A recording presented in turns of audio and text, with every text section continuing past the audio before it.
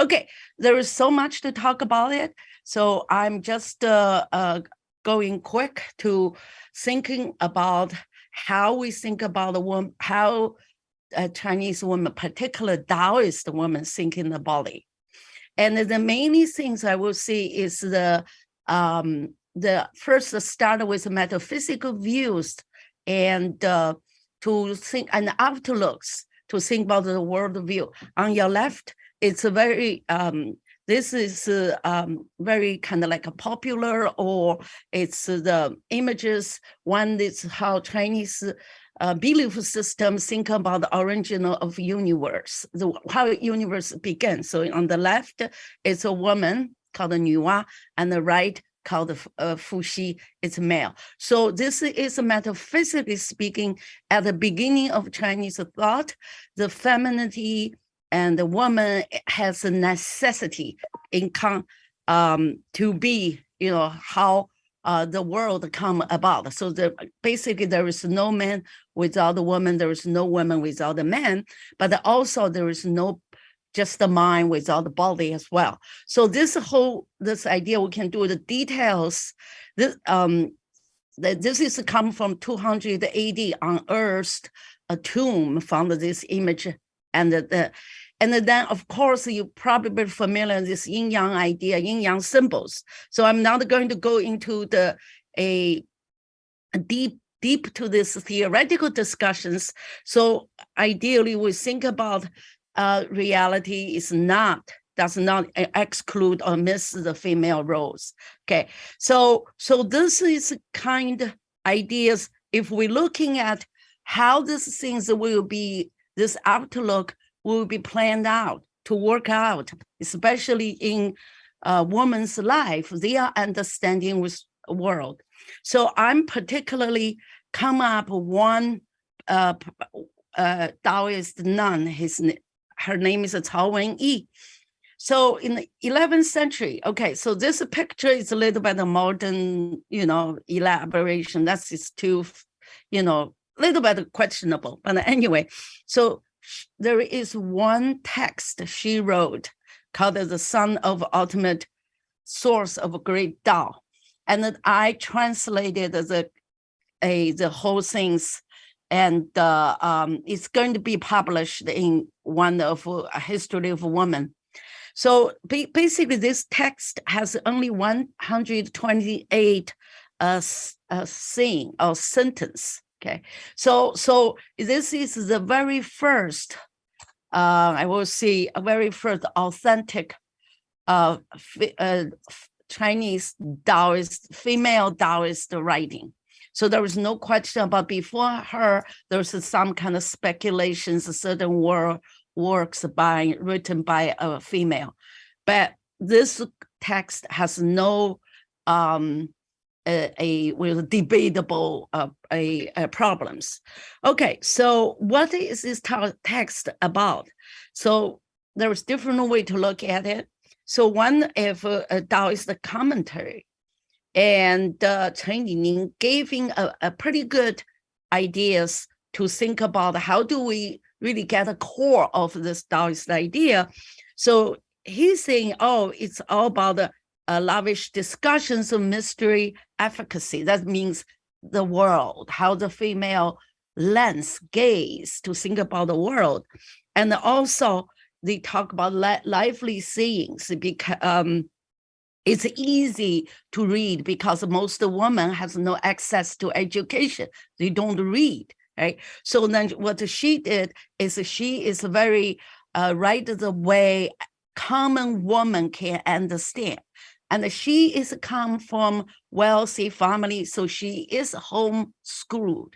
But society won't give her a chance to take a examination or have any social role to play. So what she did, she just writing, and then I think that at the age 21 or even earlier, and she just defined the family and decided to do not going to marriage, become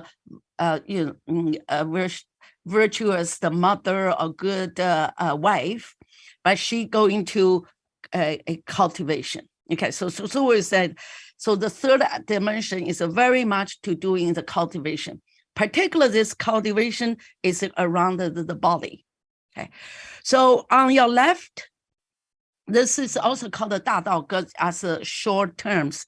So on the left, it's talking, that's what her writing is. On your right is the 道德经. Now, 道德经 is a classical Chinese Daoist text, right? So you can compare these two texts. You will see there is a very interesting similarities. However, I want to very quickly to think about this is how she started this whole piece, the work. Said, what I want to truly talk about is the very root of life, and it comes from genius source. That means Dao, right? So in here, reflecting one's longevity body is not empty, and the spirit mirror. So the body is interesting. Body being seen as it's a mirror, and also it has some kind of spirit mirror, but this mirror contains myriad things. So how we think that's, and then to talk about ultimate Tai Chi, that's again the source of myriad things, and spread the mystery, and the human beings gets the oneness. So the mystery, and it's not a correct kind of like correct translation, but it's the best translation we can get, because it's something not being accessed through the cognitive ability. So, but yet it's not a mystery in this Western sense. It's no, you cannot really connect with human beings. Mystery actually is still being embodied in our a life. Okay, so its idea is oneness. So there is many ways we think about this first statement and what she trying to do. But in today's I'm one very quick ideas want to see. So body is a vessel of Tao and the miniature of nature. Basically, body is a miniature of nature, miniature of cosmos. So then if we have this a belief and the value system, now how do we live in the life then? So the mission is to preserve and enhance what are given, and through a multiple different type of a cultivations. So on your right, it's a statement. So what this is a painting, or you will see. So what is this painting about? If you look at this painting, actually is human body. You are in this, everyone, we, you, me, everyone is, this is our body, is a human being in the setting position. Of course, there is no four limbs, but yet there is a spine, is the core of your existence. But yet within this core existence, and then there is three different fields. So that I'm going to talk about this.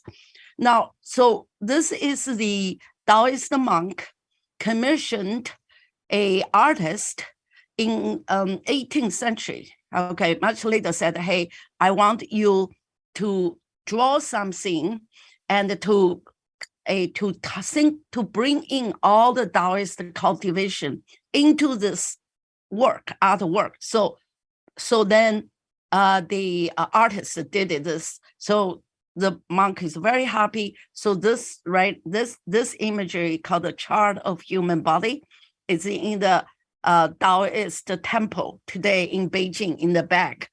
So then question is also, there's many things we can talk about in here, but then one of the things we didn't see is a split between mind and the body, emotion, rationality, but it's the one. Another texture, I will see evidence is this. So this is also 200 AD textbook. It's called the classics of yellow cord. And then it's given, this thing is a woman wrote this text, but it's debatable.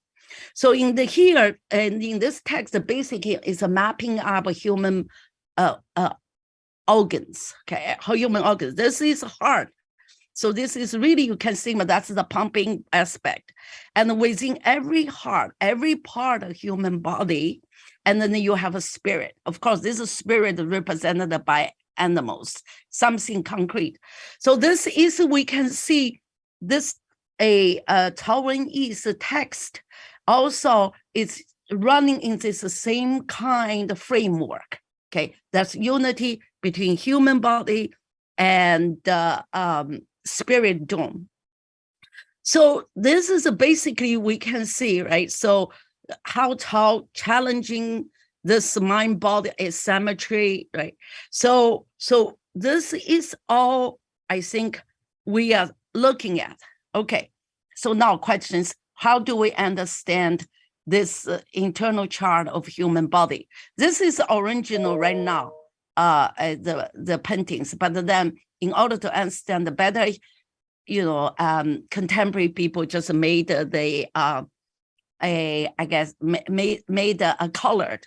So first of all, in order to understand the body is a miniature of cosmos, we have to understand what is the body in Daoist count. So body basically has certain kind of structure. It's not a flesh. In some way has a flesh. So body basically consists of three parts. One, you call the jing, but the jing, you could think about is a physical form. It's interestingly, there's a physical form in woman represent blood, and in man's body represent a sperm. So this all is the way how life starts. And secondly, it's a qi. It's qi is energy flow. Qi is another entity, just a subjective, right? But it's the flow of life force. And thirdly, it's a spirit. So that, of course, this is spirit open the area. So how do we understand a spirit? But for taking out this, so the body, there is the subtlety to this body, right? The body really have these three things: physical form, and then energy flow, and the spirit. Now, what do you do with these things then, the body? Of course, you require that, you can see how the gene flows, and also how qi and blood work together, need sufficient. That's how rooted in, martial arts and also Chinese medicine. So as a philosopher, the conceptual, we trying to make sense of it. So then we think body it's a way of knowing the world. It's conceptual too. Now, I wanted to just going down, and the body is a being, the way in the world. So this is a quotation from Taiwanese work. So body, he called the body, she defined the body in different ways. Palace, right now is the way. Something treasured, and the mirror, something reflecting the myriad things. So let's to see. So this is we're thinking about, and then also numerous residents. That's also another way the body. So she basically used different way to talk about the body, to just discuss, formulating. And in this body, we will see there is emotions, your sorrows, joy, thoughts, and worries, right? So body will be evolved, body will be decayed, and then how are we going to do it? Okay, so that is she first to think about it. So this is also she's saying, okay, what do you do with the body? Now focusing qi to its ultimate softness, spirit. If you're being soft, your body, emotion, the qi flow well, and your body actually will be not just healthy, but importantly will be you able to open up a gate to connecting with universe. So in other words, your infant you are finite body, through the cultivation, you will unite it with infinite force, infinite being, we see the nature, so forth. So this is the wonderful things, right? So, but then in order to encourage people to cultivate the body, or in order to see there is a meaning to cultivate body, she also see there is a problem in our human body, or the way of living. But in here, you can see there is a 3 bugs in our body. Okay, so there is how we going to working with these 3 bugs. So this is now I come to this painting again, right? This meditation, this is how your body, this is a body landscape. So I wanted to see in here, again, we think about we look at this body things, we can see really there's different, that's how the body works. Okay, so let's see how do you really do in body cultivation? What are 3 bugs, 3 problems in our life, in our body, the same time we can, and so this is the same thing, the way this is how body works. So basically there's the 3 field. First field is under the belly button. Okay, belly button here, something between your legs. And in this situation, the problem, the bugs she's talking about is lust. So the lust here, so then what is a male, female, interaction, and the belly button here, the grounded, your root need to be cultivated. So during this time, you need to cultivate the gene, your physical form, and physical desire to transform the chi. Okay, so that's the thing. Secondly, you move on to your chest, from your belly button to the chest. What is the problem? Is entanglement. We have so much emotion. It's very interesting to hear. In order to release from entanglement, human beings have to connect with a universe, right? So here is a little person, and you want to zoom in your life, the small problem, and to exaggerate, or you zoom out because you see the world in a big picture. You're connecting with universe. So this is the second trying to do is how do you cultivate the chi to transform into Shen. So then third step, so from your chest, you move to your head. What happened to your head then? What's the problem? What's the bugs? Stupidity. So you're stupid in way to see things, and so then the best way to do it is return to emptiness. So you can see the body part has these 3 things. You're working with, lust, emotion entanglement, and the stupidity. So this is all can be through your body cultivation to eliminate or to challenge it.